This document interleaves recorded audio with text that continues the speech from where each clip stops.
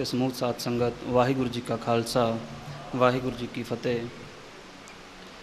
ਮੇਰੇ ਜਿਹੜਾ ਪੇਪਰ ਦਾ ਵਿਸ਼ਾ ਆ ਉਹ ਮੈਕਸ ਆਰਥਰ ਮੈਕਾਲਿਫ ਨੇ ਜਿਹੜੀ ਸਿੱਖ ਸਾਹਿਤ ਦੇ ਵਿੱਚ ਸੇਵਾ ਕੀਤੀ ਆ।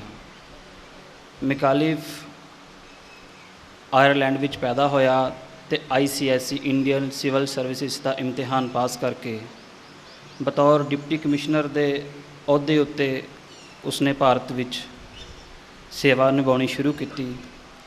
ਤਾਂ ਆਪਣੀ ਲਾਈਫ ਵਿੱਚ ਇੱਕ ਵਾਰ ਜਦੋਂ ਸ਼੍ਰੀ ਅੰਮ੍ਰਿਤਸਰ ਆਇਆ ਤਾਂ ਦੀਵਾਲੀ ਵਾਲਾ ਦਿਨ ਸੀ, ਜਦੋਂ ਸ਼੍ਰੀ ਹਰਿਮੰਦਰ ਸਾਹਿਬ ਪੁੱਜਾ ਤਾਂ ਉੱਥੋਂ ਦੇ ਰਮਣੀਕ ਮਾਹੌਲ ਨੇ ਉਸ ਦੇ ਮਨ ਅੰਦਰ ਸਿੱਖ ਧਰਮ ਬਾਰੇ ਜਾਣਨ ਦਾ ਚਾਅ ਪੈਦਾ ਕੀਤਾ। ਇਸ ਉਪਰੰਤ ਉਸਨੇ ਗੁਰਬਾਣੀ ਦੇ ਕੁਝ ਸ਼ਲੋਕ ਪੜ੍ਹੇ, ਜਿਸ ਕਾਰਨ ਜਦੋਂ ਉਸਨੇ ਗੁਰਬਾਣੀ ਦੀ ਵਿਚਾਰਧਾਰਾ ਨੂੰ ਸਮਝਿਆ ਤਾਂ ਉਸ ਦੀ ਜਿਹੜੀ ਸਿੱਖ ਧਰਮ ਨੂੰ ਜਾਣਨ ਦੀ ਚਾਹ ਸੀ ਉਹ ਹੋਰ ਵੀ ਵੱਧ ਗਈ।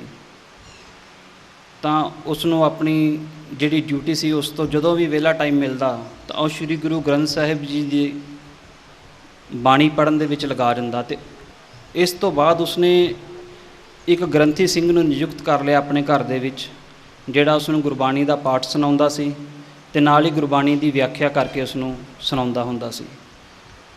ਤਾਂ ਉਸ ਤੋਂ ਬਾਅਦ ਭਾਈ ਕਾਹਨ ਸਿੰਘ ਨਾਭਾ ਕੋਲੋਂ ਉਸਨੇ 2 ਸਾਲ ਬਤੌਰ ਸ਼੍ਰੀ ਗੁਰੂ ਗ੍ਰੰਥ ਸਾਹਿਬ ਜੀ ਦੀ ਸਿੱਖਿਆ ਲਈ ਅਤੇ 1893 ਈਸਵੀ ਦੇ ਵਿੱਚ ਉਸਨੇ ਆਪਣੀ ਜਿਹੜੀ ਇੰਡੀਅਨ ਸਿਵਲ ਸਰਵਿਸਿਜ਼ ਸੀ ਉਸ ਤੋਂ ਰਿਜ਼ਾਈਨ ਕਰਕੇ ਸਿੱਖ ਧਰਮ ਉੱਪਰ ਖੋਜ ਕਰਨ ਦਾ, ਸਿੱਖ ਧਰਮ ਅਧਿਐਨ ਕਰਨ ਦਾ ਜਿਹੜਾ ਆ ਉਹ ਬੀੜਾ ਚੁੱਕ ਲਿਆ।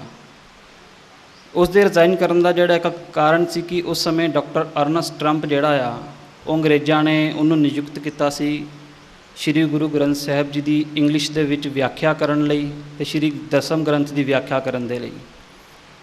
ਤਾਂ ਜਿਹੜੀ ਡਾਕਟਰ ਅਰਨਸਟ ਟਰੰਪ ਨੇ ਉਸ ਸਮੇਂ ਉਹ ਵਿਆਖਿਆ ਕੀਤੀ ਸੀ ਉਹ ਸਿੱਖਾਂ ਦੇ ਮਨ ਨੂੰ ਬਹੁਤ ਹੀ ਜ਼ਿਆਦਾ ਠੇਸ ਪਹੁੰਚਾਉਣ ਵਾਲੀ ਸੀ। ਸਿੱਖਾਂ ਦੇ ਮਨ ਵਿੱਚ ਉਸ ਦੀ ਵਿਆਖਿਆ ਨੇ ਬਹੁਤ ਜ਼ਿਆਦਾ ਰੋਸ ਪੈਦਾ ਕੀਤਾ। ਤਾਂ ਫਿਰ ਉਹਨਾਂ ਨੇ ਮੈਕਾਲਿਫ ਨੂੰ ਵੇਖਿਆ ਕਿ ਇਹ ਜਿਹੜਾ ਅਫਸਰ ਆ ਇਹ ਗੁਰਬਾਣੀ ਦੇ ਨਾਲ ਜੁੜ ਚੁੱਕਾ ਹੋਇਆ ਆ, ਇਸ ਕੋਲ ਇੱਕ ਚੰਗੀ ਬੈਕਗਰਾਊਂਡ ਬਣ ਚੁੱਕੀ ਹੈ, ਸਿੱਖ ਵਿਚਾਰਧਾਰਾ ਨੂੰ ਇਹ ਕਾਫੀ ਹੱਦ ਤੱਕ ਸਮਝ ਚੁੱਕਾ ਹੈ।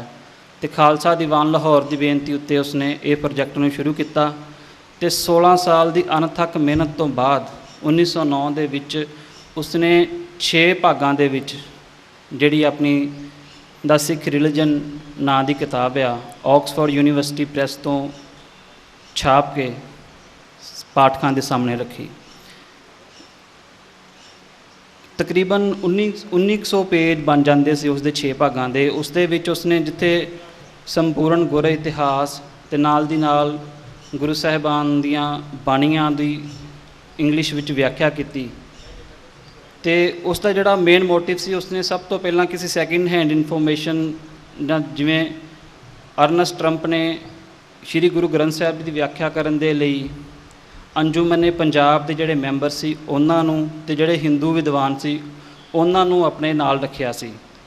ਲੇਕਿਨ ਮੈਕਾਲਿਫ ਨੇ ਪਰੋੜ ਜਿਹੜੇ ਵਿਦਵਾਨ ਸੀ ਆਪਣੇ ਸਮੇਂ ਦੇ, ਭਾਈ ਕਾਹਨ ਸਿੰਘ ਨਾਭਾ ਜੀ ਹੋ ਗਏ ਜਾਂ ਹੋਰ ਜਿਹੜੀਆਂ ਉਸ ਸਮੇਂ ਦੀਆਂ ਗਿਆਨੀ ਦਿੱਤ ਸਿੰਘ ਜੀ, ਭਾਈ ਗੁਰਮੁਖ ਸਿੰਘ ਹੁਣੀ ਜੀ, ਜਿਹੜੀਆਂ ਪਰੋੜ ਵਿਦਵਾਨ ਹਸਤੀਆਂ ਸਨ, ਉਹਨਾਂ ਦੀ ਨਿਗਰਾਨੀ ਹੇਠ ਇਹ ਕੰਮ ਸ਼ੁਰੂ ਕੀਤਾ ਅਤੇ ਉਸਨੇ ਗੁਰਬਾਣੀ ਦੀ ਵਿਆਖਿਆ ਦੀ ਇੱਕ ਇੱਕ ਲਾਈਨ ਦੀ ਆਲੋਚਨਾ ਜਿਹੜੀ ਆ ਉਸ ਸਮੇਂ ਦੇ ਜਿਹੜੇ ਵਿਦਵਾਨ ਸੀ ਉਹਨਾਂ ਕੋਲੋਂ ਕਰਵਾਈ ਅਤੇ ਅਖਬਾਰਾਂ ਦੇ ਵਿੱਚ ਵੀ ਇਹਦੇ ਇਸ਼ਤਿਹਾਰ ਦਿੱਤੇ ਕਿ ਜੇ ਕੋਈ ਗੁਰਸਿੱਖ ਨੂੰ ਲੱਗਦਾ ਹੈ ਕਿ ਮੇਰੇ ਨਾਲ ਆ ਕੇ ਵਿਚਾਰ ਵਟਾਂਦਰਾ ਕਰ ਸਕਦਾ ਗੁਰਬਾਣੀ ਦੇ ਬਾਰੇ ਤਾਂ ਉਹ ਆ ਕੇ ਕਰੇ। ਜਿੱਥੇ ਲੱਗਦਾ ਉਹਨਾਂ ਨੂੰ ਉਹ ਗਲਤ ਹੈ, ਮੈਂ ਜੇ ਉਹ ਗਲਤੀ ਠੀਕ ਹੋਏਗੀ ਤਾਂ ਮੈਂ ਉਸ ਨੂੰ ਠੀਕ ਕਰਾਂਗਾ। ਤਾਂ ਉਸ ਦੀ ਜਿਹੜੀ ਰਾਈਟਿੰਗ ਸੀ ਉਹਦੀਆਂ ਜਿਹੜੀਆਂ ਖਾਸ ਵਿਸ਼ੇਸ਼ਤਾਵਾਂ ਸਨ ਕਿ ਉਸ ਤੋਂ ਪਹਿਲਾਂ ਦੇ ਜਿਹੜੇ ਅੰਗਰੇਜ਼ ਵਿਦਵਾਨ ਸਨ, ਕਈਆਂ ਨੇ ਇਹ ਸਾਬਤ ਕਰਨ ਦੀ ਕੋਸ਼ਿਸ਼ ਕੀਤੀ ਸੀ ਕਿ ਗੁਰੂ ਨਾਨਕ ਪਾਤਸ਼ਾਹ ਨੇ ਕਿਸੇ ਵੀ ਧਰਮ ਦੀ ਨੀਂਹ ਰੱਖਣ ਬਾਰੇ ਨਹੀਂ ਸੀ ਸੋਚਿਆ।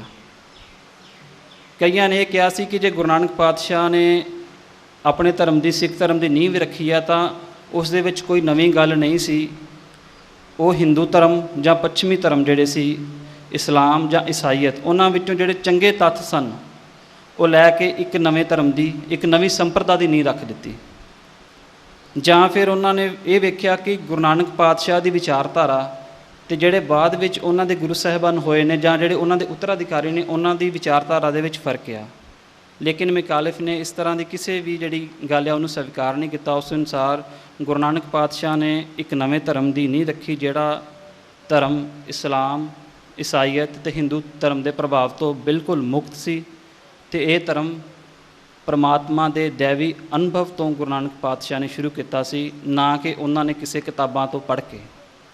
ਦੂਸਰੀ ਗੱਲ ਕਿ ਸਿੱਖ ਵਿਚਾਰਧਾਰਾ ਵਿੱਚ ਜਿਵੇਂ ਮੀਰੀ ਪੀਰੀ ਦੇ ਕਨਸੈਪਟ ਨੂੰ ਸਮਝ ਲੈਂਦੇ ਨੇ ਵੀ ਗੁਰੂ ਅਰਜਨ ਦੇਵ ਜੀ ਤੱਕ ਜਿਹੜਾ ਸਿੱਖ ਧਰਮ ਸੀ ਉਹ ਬਿਲਕੁਲ ਸ਼ਾਂਤਮਈ ਢੰਗ ਨਾਲ ਚੱਲਿਆ, ਅਤੇ ਬਾਅਦ ਵਿੱਚ ਜਿਹੜੀ ਮੀਰੀ ਪੀਰੀ ਨੀਤੀ ਸੀ ਇਸ ਨੇ ਇੱਕਦਮ ਸਿੱਖ ਧਰਮ ਦੇ ਵਿੱਚ ਮੋੜ ਲੈ ਆਂਦਾ, ਅਤੇ ਗੁਰੂ ਨਾਨਕ ਪਾਤਸ਼ਾਹ ਦੀ ਜਿਹੜੀ ਵਿਚਾਰਧਾਰਾ ਸੀ ਉਸ ਤੋਂ ਇਹ ਧਰਮ ਬਿਲਕੁਲ ਦੂਸਰੇ ਪਾਸੇ ਚਲਾ ਗਿਆ।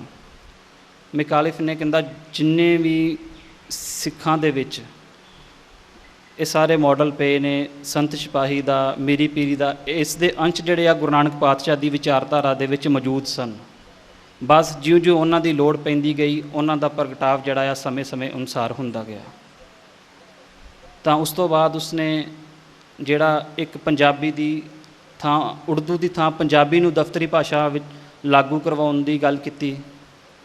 ਤਾਂ ਜਿਵੇਂ ਗੁਰੂ ਸਾਹਿਬਾਨ ਦੇ ਮਿਸ਼ਨ ਬਾਰੇ ਕਹਿੰਦਾ ਕਿ ਗੁਰੂ ਸਾਹਿਬਾਨ ਦਾ ਜਿਹੜਾ ਮਿਸ਼ਨ ਸੀ ਉਹ ਕੋਈ ਸੌਖਾ ਕੰਮ ਨਹੀਂ ਸੀ, ਅਤੇ ਇਹ ਐਡਾ ਵੱਡਾ ਮਿਸ਼ਨ ਸੀ, ਇਸ ਨੂੰ ਉਹੀ ਇਨਸਾਨ ਚੰਗੀ ਤਰ੍ਹਾਂ ਸਮਝ ਸਕਦਾ ਜਿਸ ਨੂੰ ਗੁਰੂ ਸਾਹਿਬ ਦੇ ਸਮਕਾਲੀਨ ਸਮੇਂ ਦੀ ਚੰਗੀ ਤਰ੍ਹਾਂ ਜਾਣਕਾਰੀ ਹੈ।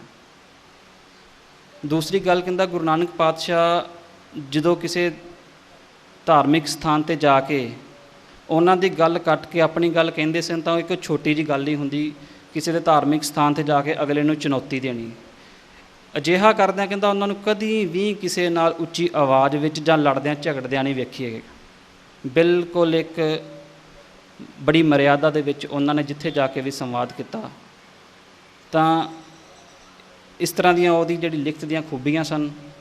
ਤਾਂ ਜਿਹੜਾ ਲਾਸਟ ਅੱਜ ਉਹਨਾਂ ਦੇ ਡਾਕਟਰ ਅਰਨਸਟ ਟਰੰਪ ਦਾ ਅਤੇ ਮੁਖਾਲਿਫ ਦਾ, ਉਹ ਸਭ ਤੋਂ ਮਹੱਤਵਪੂਰਨ ਆ ਵੇਖਣ ਲਈ। ਗੁਰਬਾਣੀ ਦੇ ਮਹਾਂਵਾਕ ਅਨੁਸਾਰ ਦੱਦਾ ਦੋਸ਼ ਨਾ ਦਊਂ ਕਿਸੇ ਦੋਸ਼ ਕਰਮਾ ਆਪਣਿਆ, ਜੋ ਮੈਂ ਕੀਆ ਸੋ ਮੈਂ ਪਾਇਆ, ਦੋਸ਼ ਨਾ ਦੀਜੇ ਅਵਰ ਜਣਾ। ਜਿਹੜਾ doctor Ernst Trump the and ਆ ਉਸ ਦੇ ਅੰਤਮ ਜੀਵਨ ਦੇ ਵਿੱਚ ਅੱਖਾਂ ਦੀ ਪਹਿਲਾਂ ਲਾਈਟ ਚਲੇ ਗਈ, ਅਤੇ ਉਸ ਤੋਂ ਬਾਅਦ ਉਹਨੇ ਜ਼ਿੰਦਗੀ ਦੇ ਕਈ ਸਾਲ ਜਿਹੜੇ ਆ ਮੈਂਟਲ ਹੌਸਪੀਟਲ ਵਿੱਚ ਗੁਜ਼ਾਰੇ। ਅਤੇ ਇੱਧਰ ਦੂਜੇ ਪਾਸੇ ਮੁਖਾਲਿਫ ਜਦੋਂ ਆਪਣੀ ਜੀਵਨ ਦੇ ਆਖਰੀ ਸਾਹਾਂ 'ਤੇ ਸੀ ਅਤੇ ਉਹ ਗੁਰੂ ਨਾਨਕ ਪਾਤਸ਼ਾਹ ਦੀ ਜਿਹੜੀ ਇਲਾਹੀ ਬਾਣੀ ਜਪਜੀ ਦਾ ਪਾਠ ਕਰ ਰਿਹਾ ਸੀ। ਹੋਈਆਂ ਭੁੱਲਾਂ ਦੀ ਖਿਮਾ। ਵਾਹਿਗੁਰੂ ਜੀ ਕਾ ਖਾਲਸਾ, ਵਾਹਿਗੁਰੂ ਜੀ ਕੀ ਫਤਿਹ।